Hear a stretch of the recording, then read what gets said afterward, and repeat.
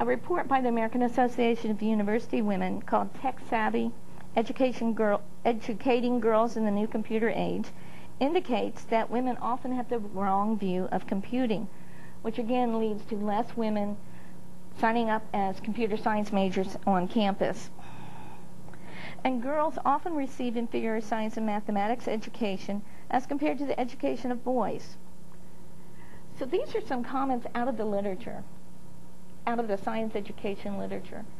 So what can we do? Because we are very proactive on the MTSU campus, and all of you were invited because of your concerns about getting more girls involved in math and science, starting probably at middle school where we start seeing them drop out of math and science. We want to keep them in the pipeline. So what do you have to say about that? What can we do? Anyone? Well, I was just looking at the report from the Explore and the Plan results that was administered in the previous year to students at the 8th grade who take the Explore test, and at the 10th grade they take the Plan test. As far as performance is concerned, the difference between boys and girls is not statistically different.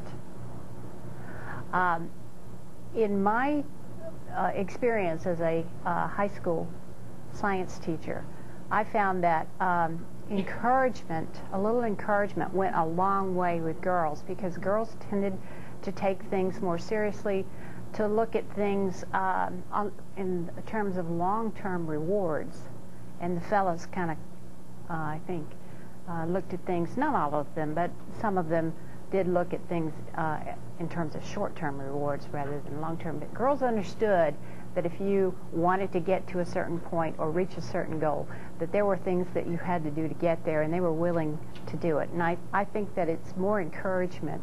That's a starting point. And I'll let my colleagues continue with some other things, and maybe you can come back to me. Okay, thank you. I think the encouragement and the mentoring is just so important.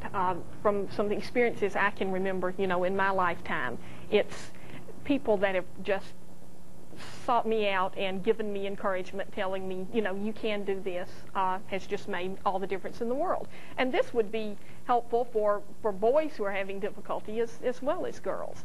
But I think one of the fundamental problems is the reason that one reason that this probably occurs is that think about stereotypes about girls and boys and their toys and growing up, and science and math are certainly problem-oriented, and it makes sense if it's hands-on and contextual, and it's just kind of the stuff of life. And if girls, you know, grew up playing with those blocks, you know, and building those things, and as much as boys did, then I think they would just naturally be less afraid of math and science. You can't really fix that at the middle school level, but you can help break that in the next cycle, I think. And I echo what both of you said. Anecdotally, when my students come into my classroom at the middle school level, my girls are just as interested in science as the boys are. But girls sometimes like to do things a little bit differently than boys like to do them. Girls, in many cases, like to learn collaboratively, and I think it's important that we embrace lots of differentiated instruction strategies that enable all students to take ownership of the information and really make it their own, and construct it and interpret it in ways that make sense for them. In my classroom, that's what I did, and I found that girls that came into my room professing to not care for science, by the end of the school year were saying that it was their favorite class. That's good to know. I've been trying to incorporate more collaborative exercises into my college level physical science course that I teach here, and I do see that the girls are working better as a group rather than the guys. So that is certainly one tool that we can use to get girls involved.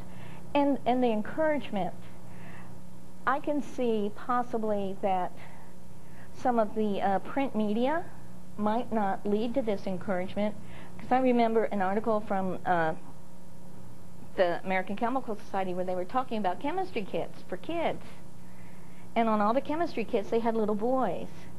And then someone pointed out also that when they were talking about doctors' kits versus nurses' kits, they always had little boys for the doctors' kits when they were selling these kits. And little girls were also the nurses. So what do you see in the textbooks? Do we see a good number of pictures of girls or women doing science as opposed to just the men? That has been a stereotype for a long time. I conduct the text or the curriculum materials reviews at the state level, and I have had committees to look at that, and by and large the science books that we had at least in the last adoption, I can't speak for what's going to happen next year, but in the last adoption there didn't seem to be a differentiation. Thank you. Okay. But I bet that wasn't true 10 or 15 years ago. Absolutely it wasn't. So it's a conscious effort to become aware. I think so. And I found myself, as a woman teacher, I realized somebody was talking to me today about examples in class. I use sports examples, but I always use men's basketball teams. Have I ever used a women's basketball team? No. I'll do better in the future. But it's awareness. It is. It is. Lee, I think also it's incumbent upon the teacher to include other materials that maybe are not in the textbook. I know in my own classroom, I make certain to call attention to current research that's being done by women, people from traditionally underrepresented groups in the sciences, so that all of my students are connecting with the idea that science is not something that's done by some old white guy. That's right. That's one thing that we do here on campus for National Women's History Month, is that there's a call for faculty to put together a list of special lectures about women, whatever field it is, and I've traditionally been doing one called Let's Get Physical, Women in the Physical Sciences. And I often ask the students, well, who do you know? What women scientists do you know? And everybody knows Marie Curie, but they don't know anybody else. So, again, becoming more aware of what women have done in the sciences and in math and in engineering is certainly a very good tool that we can use to get our students on the right path. Speaking of role models, I used to try to incorporate that aspect into my curriculum when I was in the classroom and teaching. We're fortunate to have, through the Tennessee Academy of Science, a program called Visiting Scientists. And there are pockets of these folks throughout the state that like to come, and if you will tell them exactly what you would like to have them speak about, then they can enhance or expand your curriculum in a particular area about the latest research that they might be working on or that their colleagues are working on. And it's not only folks in higher ed that are working on research, but it's also the scientists at Oak Ridge National Lab, for example, that are also available to come and speak on particular topics. Some of the things that I can remember having them come and talk about was DNA fingerprinting, and they would actually do the fingerprinting while they were there, and the kids were able to watch that. One came and talked about mutations and sunscreens, because I guess he was doing a lot of work with the chemical compositions of different sunscreens and seeing what worked best, and applied that back to the mutations, and it fit right into my curriculum. So I encourage you to go on the website for Tennessee Academy of Science and look up the folks that are involved with this wonderful program, because good role models are hard to find.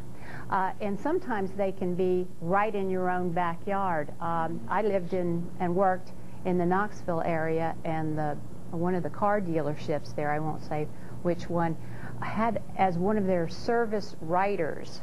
It's not a writer, but a service writer. You know, you pull your car in, and these people take care of writing up the service that you need, and then they explain to you the procedures that have been done, and if they find something in looking at your car diagnostically, then they explain exactly what the problem is to you and how much it's going to cost, and break it down for you and everything, and they have to know as much about the vehicles as the person doing the actual work.